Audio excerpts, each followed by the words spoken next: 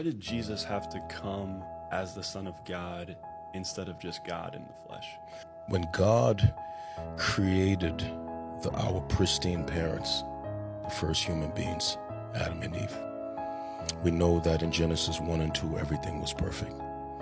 We know that by the time we get to Genesis 3, there is a catastrophic breach in the relationship between God and man. We call this the fall of human beings. As a result of the fall, sin enters into the earth. And we see that there is a fraction now in humanity, right? No one can really push against that claim because we could just look at the totality of the sickness of human beings, whether we are white, black, or brown. All human beings are struggling with the same sickness. We have been infected by sin. It is the source of all of our insecurities, our shame, our failure, our relational tension. It is the source of wars, poverty, sickness, and disease. It has infected human beings. It has infected all of creation, right? And because God is holy, he demands a payment for sin. His payment for sin is blood. So what does God do?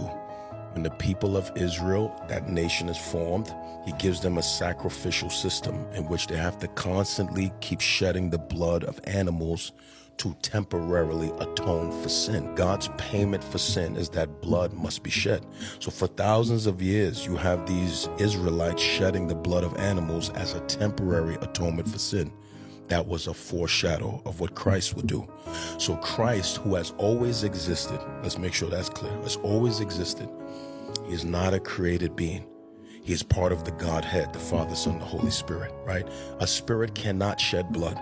So Christ, who has always existed, had to take on a physical human body, borrowed a womb of a virgin. And now that he has a physical body, now that body could be mutilated and the blood from that body can be shed so that atonement can be made for the sins of the whole world, in which you and I who are saved now, we reap the righteousness of that atonement.